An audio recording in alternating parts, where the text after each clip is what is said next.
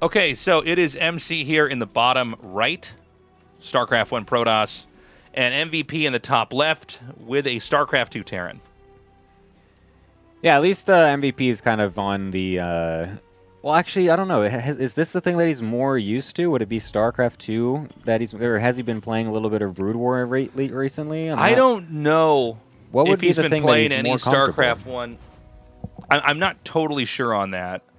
I will say for everybody that's watching, when Remastered came out, it did just kind of cause this StarCraft 1 boom again. That's basically stayed a permanent thing in Korea. In fact, if you look at the stream numbers for Afrika TV, the #1 game is StarCraft 1. Yeah. That's insane. It's bigger than League of Legends or PUBG. What is it, 26-year-old game or something at this point? Almost 26, I think. So I know a lot of the players. Everybody's, I guess, somewhat active in StarCraft 1 here. But, you know, MVP being a god here in StarCraft 2, I don't know what role that's going to play because we are in a completely different version of the game than what he played, right? Mm-hmm. I mean, he was basically out before Heart of the Swarm. Yeah.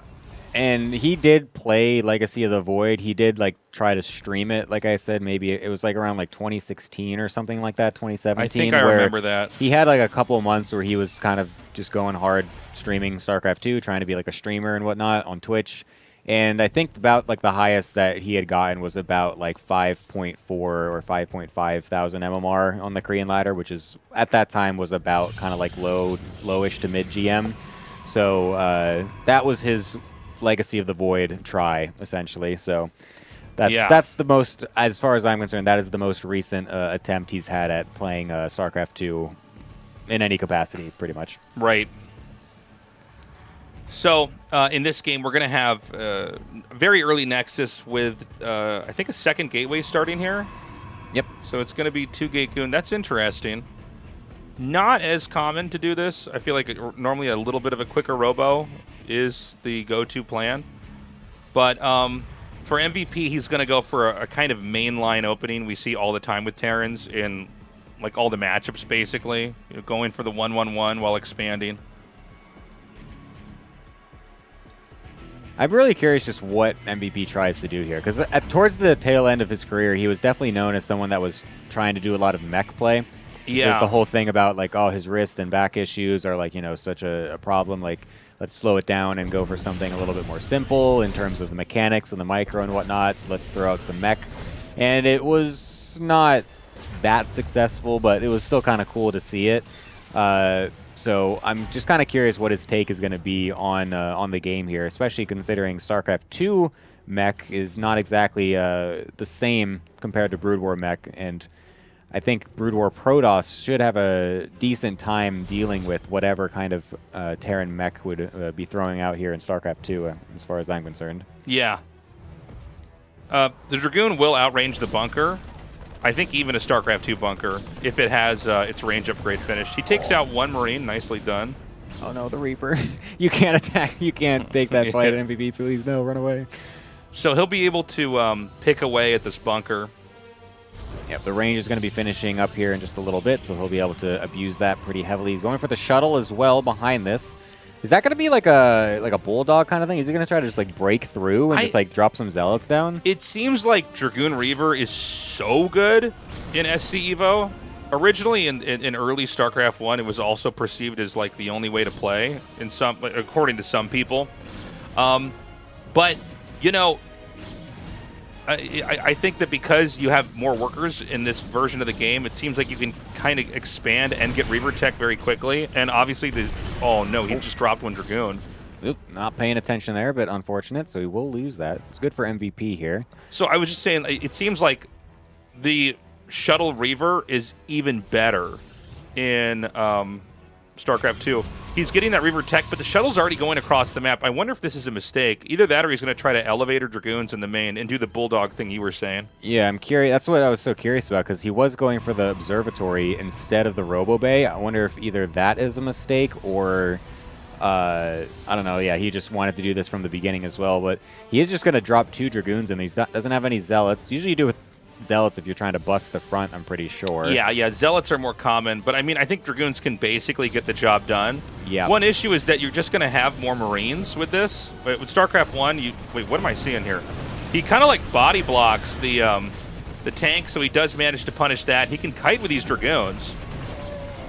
Yeah, this is actually kind of funny. You're seeing like almost StarCraft 2 Immortal Prism-esque micro Yeah. here with the shuttle and Dragoons. Not something you're really used to seeing in a Brood War match. I mean, MVP here going for a very fast 3cc, so he's getting a bit caught off guard by this. Doesn't really have the units here to actually just straight up push this away. He's going to have to slow push this in his own base with a single Liberator, and it's surprisingly actually gotten a kill and even a shot off on another Dragoon. So he's going to stay safe. It is a little bit awkward, but not really the worst defense, honestly. Like, he's got this 3rd CC set up now, and that's going to do pretty good for his economy here. I can forget really easily that, yeah, StarCraft 1 units don't have a chance to miss shooting up on the high ground. That's one of the big defining differences in StarCraft 1 to StarCraft 2. Oh, there's a Liberator. I was like, what the heck's going on here? He's Yeah. just got half his pro line idle. He can't reach this. Yeah. Oh, my God. And that hits both of these. Oh, that's crazy. He You're walled, right. It actually he walled it walled out. himself. Yeah. He has to wait for the shuttle. Oh, my God. He accidentally walled himself out from his Liberator. That's so funny. Oh, that's hilarious. Yeah, so I guess you can use Dragoons to try to fire up onto the high ground as long as you have vision. MC's already lost, I think the count is 3 or maybe even 4 Dragoons. Yeah, 4 Dragoons have been picked off in this game, so you got to be careful. Dragoons make very slowly, so it's really punishing if you drop just a couple of them. I like the 2 random hell. Oh, he's going mech. He is going to do it. He's going to go mech. Okay, he's going to try SC2 mech versus Brood War Protoss. I feel like know how this is SC2 gonna mech go. is not as good as StarCraft 1. Yeah, I don't know. I'm not really sure if I like that idea, to be fair. It's going to be a bit awkward. I mean, Hellions in general are, I think, not going to be that great. Maybe Hellbats could be okay versus Zealots, because you can't really get the Zealots charged on top of everything quite as quickly, but just the Dragoons alone are also going to be extremely potent here, as they can just dive right in. We don't have the huge numbers yet for the Terran, and a nice Reaver shot even getting on top of some of the units on the right side. This is looking really bad for MVP all of a sudden. He's only got really a tank on the high ground here to be able to defend against this, but with the StarCraft 2 engine, you're not getting the... the Prism actually getting killed. That random Viking! I didn't even see the Viking at first. That was pretty sick. It just torpedoed that shuttle and Reaver. And now I think this base could be salvaged. I think he's going to have to leapfrog tanks up here. Maybe he wants to target the command center, actually. I think he really could. There's not many SCVs here. Could be able to actually get it burning here. Could be a bit awkward. Scan goes off to be able to kill that Observer, but the Viking dies before it can kill the Observer off. Oh my God, everything going wrong here for MVP right now, as he just struggles to be able to actually take this 3rd base. So he's got enough tanks that I think he can drive this out. MC, by the way, not expanding too quickly on his side of the map. It's been a lot more skirmishes in this game. He takes out another tank. What an incredible thing seeing not buggy Dragoons. Yeah, really. The amount of micro potential is actually huge now. You're really able to just go in and out, not really worry about your Dragoons getting stuck on each other, or just getting stuck in... Like, why is it that Dragoons will just stop in the middle of the map? I'm not sure why. Yeah, like no. I just left click them home. They don't get stuck on anything at all. You have to grab it and then spam S to unbug it. It's just so strange. They'll just stop in the middle of the frickin' the map for no reason at all. Reaver trying to get some juicy SCV hits. Sadly doesn't get it, but we'll see if he can get it over on the 3rd base. This is looking pretty bad for MVP in general, I think. He is kind of stable. He is sort of stabilizing because he's getting a decent tank line over here, but I think MC is going to be pretty happy with this damage overall. I mean, you're not really able to actually stop these Dragoons from just picking away at this CC. He might even just lose it if he's not careful. Okay, thank God. Yeah, I think that there's a little bit of overextending here. I know this game kind of looks like MVP is just getting beaten up on, but I think he could probably still win this, to be honest. Growth has not been that fast over here for MC. He is taking his 4th base at 6 o'clock right now. But, you know, he's reclaimed his expansion here, and I think he's, getting a 4th command center, so he's going to just keep growing.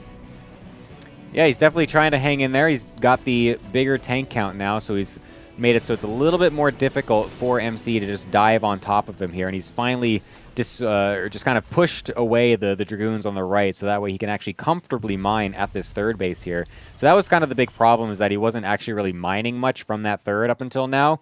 And now we've got some Reavers trying to get dropped into the natural here. Unfortunately, not the best Reaver shots, as they kind of shoot the Geyser instead of the SCVs. But there's not actually anything to really kill the Reavers, but luckily the shuttle will get picked off with the Viking. So at least that means, oh, they're forced to stay here, but the massive Reaver shot does connect from downtown onto those SCVs, 11 getting killed off in total. That's going to be a...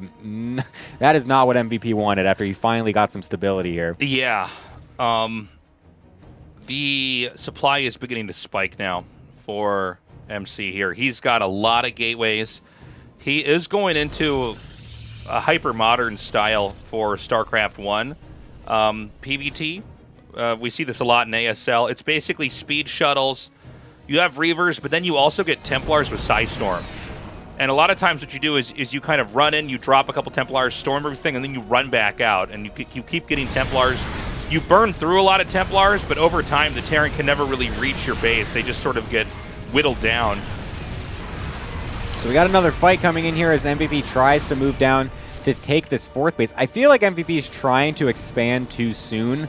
I think he thinks that he's like super far behind in because of all that damage that he took onto the third base and whatnot, but I think it would honestly just be better if he just sat and just made sure he had a gigantic army and just really slowly took these extra bases, because right now he's getting stretched a little thin. He did take a couple of favorable engages after towards the tail end of that fight, but the problem is that this isn't even the majority of MC's army. The bigger part is way back home just sitting waiting to go for a big push. This is just some poking damage that's still getting some decent damage done, killing off these Hellbats, killing off SCVs, shredding the tank count here and there.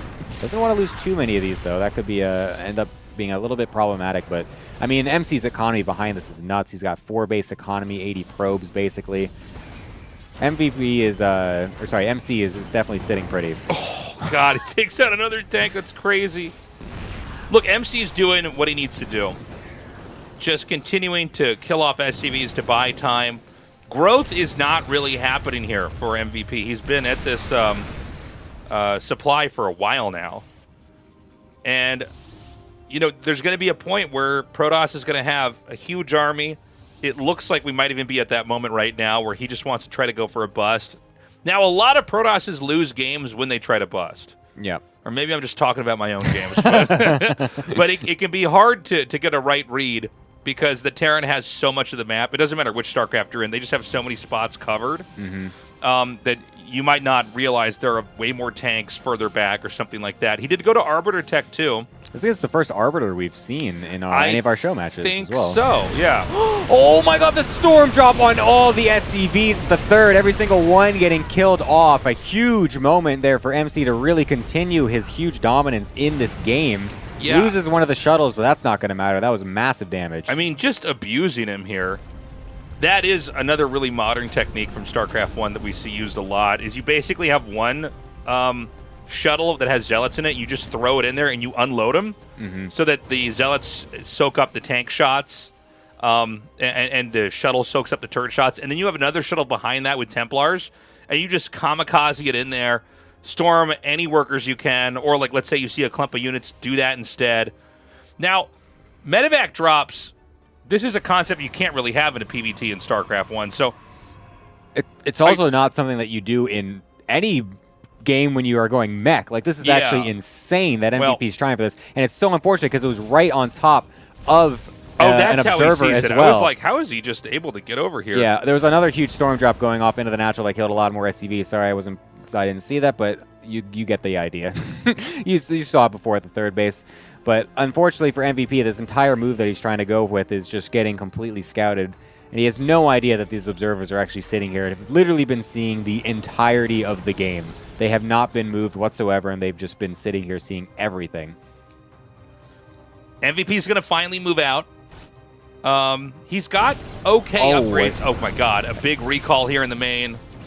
That is going to be a hard one to deal with here. Perfect timing again as well. MC sees the army moving out in the middle with the Observer, so that's going to allow him to put the Arbiter right into the main base, get a huge recall, and it's forcing MVP back to respawn.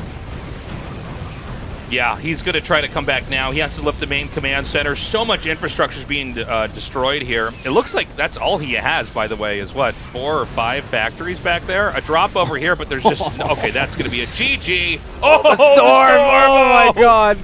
Woo! I think MC even stayed in the game for a second to get the second MC's storm like, not off. yet. I want to kill all his buildings. That's so funny.